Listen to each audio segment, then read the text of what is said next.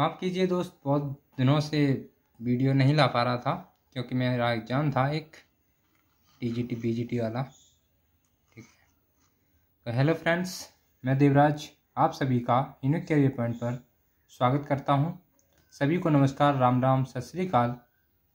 और आपके 150 क्वेश्चन हो गए थे, 151 से आपका चलेगा। ठीक है, तो पर्यावरण के ये शायद 5th पार्ट होगा। 5th पार्ट से चलते हैं। समूह कार्य का निम्नलिखित सभी कथन पर्यावरण अध्ययन में सामूहिक रूप से क्रियाकलापों में संलग्न शिक्षकों और विद्यार्थियों के पक्ष में तर्क प्रस्तुत करते हैं। केवल एक कथन को छोड़कर वह कथन कौन सा है? प्रमाणों के समर्थन से बच्चों को अपनी क्षमता से अधिक ज्ञान के निर्माण में सहायता मिल सकती है, यानी कि बुजुर्गों से अधिक सहायता मिल सकती है। यानी कि बच्चों से बात करते हैं ना, तो प्यार से बात करते हैं बुजुर्ग लोग, कभी पीटते नहीं, कभी चिल्लाते नहीं, तो आराम से बात करते हैं। ठीक है, अगला है बच्चे परस्पर सामंजस्य और सहयोग करना सीखते हैं। ठीक है, आपस में परस्पर सहयोग और करना सीखते हैं। अगला है बच्चे दूसरे बच्चों से बात और बहस करने से अधिक सीखते हैं। या फिर समूह क्रियाकलापों की वजह से बच्चे अंक उपलब्धि में अच्छा सुधार प्रदर्शित करते हैं। तो समूह में क्रियाकलाप से अंक थोड़ी ना उपलब्ध करेंगे, ठीक है, उनसे वो समावेशी हो सकते हैं, समावेशित हो जाएंगे। ठीक है, पर्यावरण में अध्ययन करने के लिए हाँ एक सामंजस्य बैठा सकते हैं, पर अंक उपलब्धि में अच्छा सुधार का कोई यहाँ पे वो नहीं है। तो यही आंसर हो जाएगा डी। ठीक है, अगला है समूह कार्य से पर्यावरण अध्ययन कर रहे बच्चों का सामाजिक व्यक्तिगत विशेषताओं के आकलन के लिए निम्नलिखित में से कौन सा उपकरण सर्वाधिक उपयुक्त होगा? ऑप्शन ए निर्धारण मापनी, बी दत्त कार्य, सी कागज पेंसिल पर परीक्षण, डी मौखिक प्रश्न। यहाँ पर आंसर हो जाएगा बी दत्त कार्य। अगला है पर्यावरण अध्ययन की पाठ्य पुस्तक में प्रयुक्त भाषा रूखी और बच्चों द्वारा समझने में कठिन होनी चाहिए। बी परिभाषाओं बल देते हुए औपचारिक बनाई जानी चाहिए। डी तकनीकी और औपचारिक होनी चाहिए। सी बच्चे के दिन प्रतिदिन की भाषा से संबंध होनी चाहिए। ऑप्शन हो जाएगा यहाँ पर डी, यानी कि बच्चे की दिन प्रतिदिन की भाषा से संबंध होना चाहिए, तभी बच्चे पाठ्य पुस्तक में प्रयुक्त भाषा अच्छे से अध्ययन करेंगे। ठीक है, जो नॉर्मल भाषा होगी, जो हमेशा बोली जाती होगी, सुबह से लेकर शाम तक जिस भाषा को समझ रहा है, सुन रहा है, उसको समझने में और सुनने में नॉर्मल रहेगा। और अगर दूसरी कोई भाषा होगी तो उसे कठिनाई होगी समझने में भी और सुनने में भी। ठीक है, मतलब सुनने में नहीं पर समझने में। ठीक है, अगला है पर्यावरण अध्ययन की अंत विषयी यानी कि अंतः विषयी प्रकृति पर्यावरणीय मुद्दों को डैश द्वारा संबोधित करती है। ऑप्शन ए विज्ञान और सामाजिक विज्ञान की विषय वस्तु और पद्धति के प्रयोग, बी सामाजिक विज्ञान और पर्यावरण शिक्षा की विषय वस्तु और पद्धतियों के प्रयोग, सी विज्ञान की विषय वस्तु और पद्धति के प्रयोग, डी विज्ञान सामाजिक विज्ञान पर्यावरण शिक्षा की विषय वस्तु और पद्धति के प्रयोग। तो यहाँ पर डी ऑप्शन हो जाएगा, यानी कि अंतः विषय जो प्रकृति पर्यावरण मुद्दे होते हैं, विज्ञान सामाजिक विज्ञान पर्यावरण शिक्षा, इन सभी में होते हैं, वहाँ पर अलग अलग पार्ट्स दे रखे हैं, तो सबसे ज़्यादा बेस्ट डी हो जाएगा ऑप्शन। यहाँ पर आंसर हो गया डी, यानी कि द। ठीक है, अगला है कक्षा फर्स्ट में पर्यावरण अध्ययन में शिक्षार्थियों के आकलन के बारे में निम्नलिखित में से कौन सा सत्य है? मौखिक परीक्षाएं, क्योंकि हो सकता है कि बच्चे लिखने में सक्षम न हों। बी ड्राइंग, क्योंकि बच्चों को इनमें से आनंद आता है। सी शिक्षकों का अवलोकन और रिकॉर्डिंग। डी किसी को न रोके नीति को ध्यान में रखते हुए आकलन की कोई आवश्यकता नहीं है। तो फर्स्ट सेकंड थर्ड हो जाएगा, केवल फोर्थ, या फर्स्ट सेकंड और थर्ड और फोर्थ। तो आंसर हो गया ए, यानी कि फर्स्ट सेकंड थर्ड हो जाएगा। यहाँ पर सही है। चौथा है जो वो थोड़ा नहीं होगा। ठीक है, किसी को न रोके नीति को ध्यान में रखते हुए आकलन का कोई आवश्यकता नहीं है। ठीक है, अगला है पर्यावरण अध्ययन के शिक्षा शास्त्र के संदर्भ में डैश के सिवाय निम्नलिखित सभी वांछनीय अभ्यास हैं। आलोचनात्मक चिंतन और समस्या समाधान के लिए क्षमता संवर्धन करने। बी बच्चे की अस्मिता व्यक्तित्व को पोषण करने। सी वास्तविक अवलोकन के स्थान पर पाठ्य पुस्तकीय ज्ञान की विशेषता को स्वीकार करने। डी पाठ्य वस्तुओं और संदर्भों की बहुलता को बढ़ावा देने। तो यहाँ पर आंसर हो जाएगा सी वास्तविक अवलोकन के स्थान पर पाठ्य पुस्तकीय ज्ञान की विशेषता को स्वीकार करने। अगला है पर्यावरण अध्ययन में बच्चे शिल्पकला और चित्रकला को समूह में सीखना विशेष रूप से पसंद करते हैं क्योंकि ऑप्शन है ए यह सहपाठी अधिगम को बढ़ावा देता है, बी यह सामाजिक अधिगम को बेहतर बनाता है, सी जब बच्चों की सृजनात्मकता की प्रशंसा की जाती है तो वे खुश होते हैं व उनके प्रति प्रेरित भी होते हैं, डी वह यह कक्षा में अनुशासन को बढ़ाता है। तो यहाँ पर option A B C D यानी कि 4 ऑप्शन दे रखे हैं, उनमें बताना है कौन सा सही होगा। तो इसमें 3 ऑप्शन सही हैं, बाकी का गलत है, यानी कि फर्स्ट सेकंड थर्ड यानी कि सी सही हो जाएगा और गलत है। ठीक है, डी यह कक्षा अनुशासन को बढ़ाता है, ये ऐसा कुछ नहीं होगा। ठीक है, अगला है प्राथमिक कक्षाओं में पर्यावरण अध्ययन को सीखने में कहानियाँ एक महत्वपूर्ण पहलू हैं। पर्यावरण अध्ययन के कक्षा कक्ष में कहानी सुनाने के लिए निम्नलिखित में से कौन सा सबसे कम उपयुक्त कारण है। ऑप्शन ए कहानियों में व्यक्तियों के अनुभव शामिल होते हैं, बी रटकर सीखने को हतोत्साहित करना चाहिए, बच्चे को प्रश्न करने और खोजने का मौका मिलना चाहिए, डी बच्चे को केवल लिखित जानकारी दी जानी चाहिए।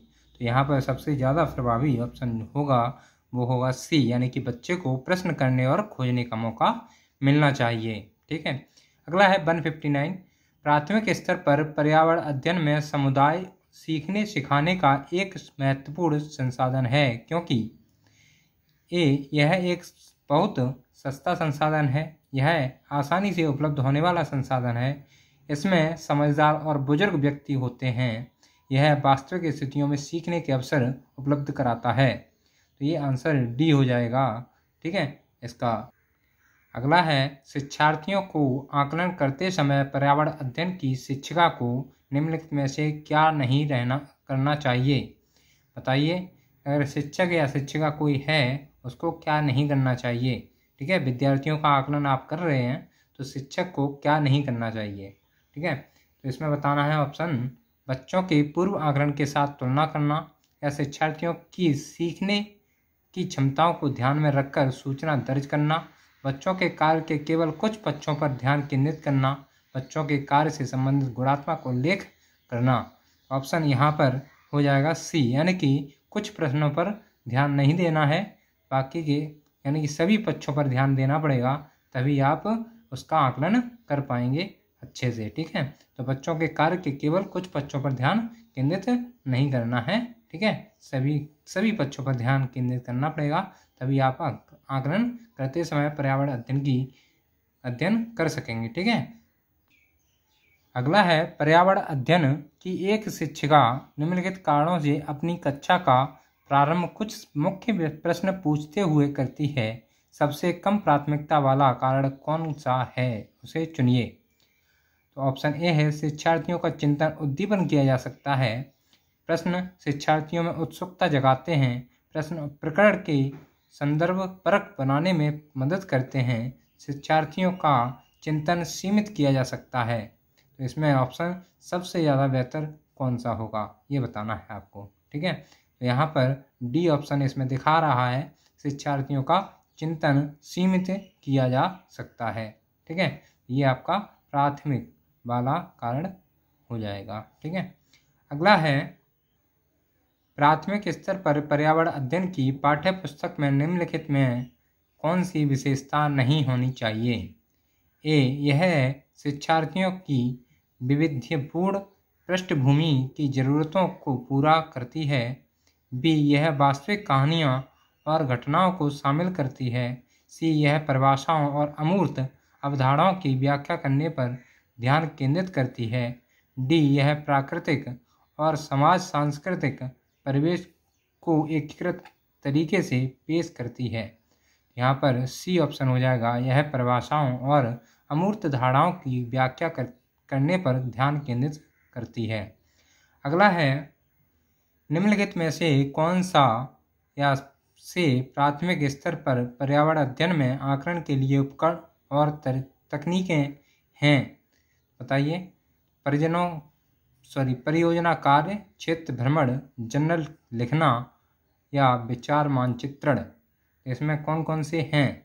ऑप्शन यहाँ पर सी दिखा रहा है, यानी कि चारों ही क्या हैं? प्राथमिक स्तर पर पर्यावरण अध्ययन में आकलन के लिए उपकरण तकनीकें हैं। ठीक है, ये आपके 163 हो गए क्वेश्चन।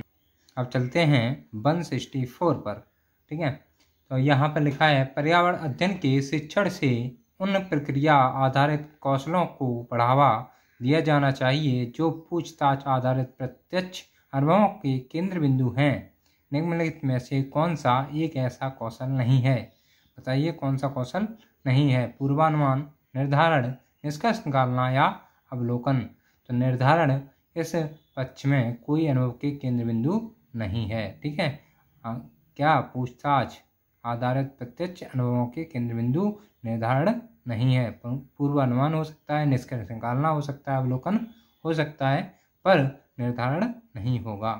ठीक है, अगला है प्राथमिक स्तर पर पर्यावरण अध्ययन पढ़ाने के लिए निम्नलिखित में से कौन सा पहलू सबसे महत्वपूर्ण होना चाहिए? क्रियाकलाप संचालित करना तथा कौशलों का विकास करना। बी, विज्ञान की आधारभूत संकल्पनाओं अवधारणाओं को समझना। सीखने वालों को प्राकृतिक और सामाजिक सांस्कृतिक पर्यावरण से जोड़ना। या डी, आकलन में सफलता प्राप्त करना। तो यहाँ पर क्या हो जाएगा? डी हो जाएगा, आकलन में सफलता प्राप्त करना। ठीक है, अगला है प्राथमिक स्तर पर पर्यावरण अध्ययन के शिक्षण में कहानियों और कविताओं का प्रभावी ढंग से उपयोग किया जा सकता है।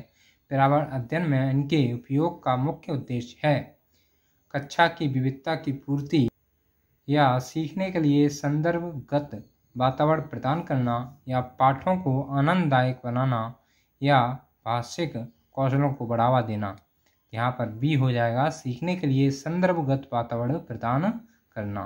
ठीक है, अगला है आंचल अपनी कक्षा 5 में पर्यावरण अध्ययन की कक्षा में अक्सर गहन जांच पड़ताल वाले और कल्पनापरक प्रश्न पूछती है। उसके द्वारा इस प्रकार करने का उद्देश्य डैश सुधार करना है। क्या सुधार करना है बताइए? संवेगात्मक कौशलों में, चिंतन कौशलों में, बोलने संबंधी कौशलों में या अवलोकन कौशलों में। तो यहाँ पर वो क्या करती है? वो गहन जांच पड़ताल वाले, यानी कि गहन जांच पड़ताल वाले और कल्पना परक प्रश्न पूछ रही है, तो चिंतन कौशलों में उसका सुधार होना जरूरी है। तो चिंतन कौशलों में वो सुधार कर रही है, यानी कि अगर गहन चिंतन करेगी ना तो चिंतन सुधार ही होगा। ठीक है, तो यहाँ पर बी ऑप्शन हो जाएगा। अगला है EVS, यानी कि संक्षेपण। EVS संक्षेपण डैश अर्थ में प्रयुक्त होता है। किस में प्रयुक्त होता है? Environmental science, environmental source, environmental studies, environmental skills. बताइए EVS। ठीक है, यहाँ पर हो जाएगा एनवायरमेंटल साइंस, स्टडीज। ठीक है, किसी और में सोच में था इसलिए, तो एनवायरमेंटल स्टडीज हो जाएगा। ठीक है, हमारा छोटा सा स्टूडियो अब चालू हम करेंगे, तो इसलिए स्टूडियो ज़्यादा आ रहा है हूँ मैं। स्टडीज की वो भी स्टूडियो पढ़ रहा हूँ, देख सकते हो। ठीक है, अगला है निम्नलिखित में से कौन सा प्राथमिक स्तर पर पर्यावरण अध्ययन के शिक्षण का उद्देश्य नहीं है? शिक्षक कक्ष में कड़े अनुशासन को सुनिश्चित करें। बच्चों को प्रश्न पूछने के लिए अवश्य अभिप्रेरित करना चाहिए। सी, बच्चों को अपने निकटतम परिवेश से परिचय प्राप्त करने के लिए अवश्य अभिप्रेरित करना चाहिए। डी, कक्ष में होने वाले अधिगम को विद्यालय के बाहर की दुनिया के साथ जोड़ना। आंसर हो जाएगा ए, यानी कि शिक्षक कक्ष में कड़े अनुशासन को सुनिश्चित करें। दोस्तों आपको बता दूं, इसमें इस यूनिट ये वाली जो है सेकंड है वो थोड़ी बड़ी है, 215 यानी कि 250 क्वेश्चंस हैं, तो आप धीमे धीमे पढ़ते रहिए, कोई दिक्कत नहीं। ठीक है, अगला है निम्नलिखित में से कौन सा पर्यावरण की कक्षा में रूपात्मक आकलन का समुचित कार्य नहीं है। दिए ऑप्शन दे रखे हैं। ए, दिए गए क्रियात्मक क्रियाकलापों को पूरा करना और अपने अवलोकन को दर्ज करना, या बी, दिए गए प्रयोगात्मक प्रारूप के चिन्हांकन वाले आरेख बनाना, या पाठ में दी गई महत्वपूर्ण शब्दावली की परिभाषा को व्याख्या करना, या जल प्रदूषण की हानियों के बारे में चर्चा करना। यहाँ पर हो जाएगा डी ऑप्शन, यानी कि जल प्रदूषण की हानियों के बारे में चर्चा करना पर्यावरण की कक्षा में रूपात्मक आकलन का समुचित कार्य नहीं है। ठीक है। अगला है, नेहा कक्षा 5 के पर्यावरण अध्ययन विषय में नीचे दी गई मूल्यांकन तकनीकी का प्रयोग करती है। कौन सी तकनीकी का प्रयोग करती है, ये आपको बताना है। आप बताना है किस किस तकनीक का प्रयोग करती है। हस्तसिद्ध क्रियाकलापों का मूल्यांकन, गृह कार्य मूल्यांकन, परियोजना कार्य मूल्यांकन, या मौखिक परीक्षा। कक्षा 5 का कोई भी विद्यार्थी है वो किस किस क्रिया को करता है, किस किस मूल्यांकन तकनीक का प्रयोग करता है, आपको ये बताना है। बताइए। ठीक है, बताइए किस किस का प्रयोग करता है। ऑप्शन मैंने इसीलिए छुपा रखे हैं। ठीक है, तो यहाँ पर हो जाता है बी आंसर, यानी कि 1 और 4। हस्तसिद्ध क्रियाकलाप का मूल्यांकन करता है और मौखिक परीक्षा देता है। ठीक है, गृह कार्य मूल्यांकन और परियोजना कार्य मूल्यांकन ये तो घर पे करता है। ठीक है, ये परियोजना कार्य भी घर पे कर सकता है या फिर और कहीं भी कर सकता है, गृह कार्य घर पे ही करेगा ना। तो कक्षा 5 का अध्ययन विषय में नीचे दी गई मूल्यांकन तकनीक का प्रयोग में 1st और 4th हो जाएगा। ठीक है, आइए जल्दी जल्दी 175 क्वेश्चन खत्म करते हैं, फिर ये वीडियो समाप्त होगी। ठीक है, पर्यावरण अध्ययन में किसी अच्छे गृह कार्य को मुख्यतः किस पर केंद्रित होना चाहिए। ऑप्शन, पुनरावृत्ति और प्रबलीकरण, या मास्टरी लर्निंग, या विस्तारित अधिगम के लिए चुनौतियां और उत्तेजना, समय का सदुपयोग। तो ऑप्शन इसमें सी दे रखा है, विस्तारित अधिगम के लिए चुनौतियां और उत्तेजना। अगला है, प्राथमिक स्तर की अच्छी पर्यावरण अध्ययन पाठ्यचर्या में होना चाहिए। पाठ के अंत में अधिक अभ्यास प्रश्न सम्मिलित होना, या अपने आसपास को खोजने के अवसर प्रदान करना, या संकल्पनाओं को विस्तृत व्याख्या पर अधिक एकाग्रता, या पदों की यथार्थ परिभाषा पर अधिक बल देना। तो बताइए, प्राथमिक स्तर की अच्छी पर्यावरण अध्ययन में पाठ्यचर्या कौन सी होगी। तो ऑप्शन हो जाएगा बी, यानी कि अपने आसपास को खोजने के अवसर प्रदान करना। ठीक है, अगला है, प्राथमिक स्तर पर ईवीएस पाठ्य पुस्तकों में कविताएं और कहानियां सम्मिलित करने का कारण है विद्यार्थियों में साहित्यिक रुचि विकसित करना, बी, विषय के अधिगम में आमोद प्रमोद प्रदान करना, सी, विषय वस्तु को प्रस्तुत करने की नित्य चर्चा और एक रास्ता में परिवर्तन, या मूल्य संकल्पनाओं के अधिगम में वृद्धि करना। तो ऑप्शन हो जाएगा इसमें बी, यानी कि विषय के अधिगम में आमोद प्रमोद प्रदान करना। ठीक है, अगला है 175, पर्यावरण अध्ययन की पढ़ाई में कक्षा में प्रश्नोत्तर तकनीकी का सबसे अच्छा उपयोग किसके लिए किया जा सकता है। आपको बताना है, पर्यावरण अध्ययन की पढ़ाई में कक्षा में प्रश्नोत्तर तकनीक का सबसे अच्छा प्रयोग किसके लिए किया जाता है। विद्यार्थियों का ध्यान आकर्षित करने के लिए, या शिक्षार्थियों में सीखने की जिज्ञासा उत्पन्न करने के लिए, या प्रायोगिक कौशलों को बढ़ावा देने के लिए, या कक्षा में अनुशासन बनाए रखने के लिए। सबसे उत्तम प्रश्न यानी कि आंसर देना है आपको।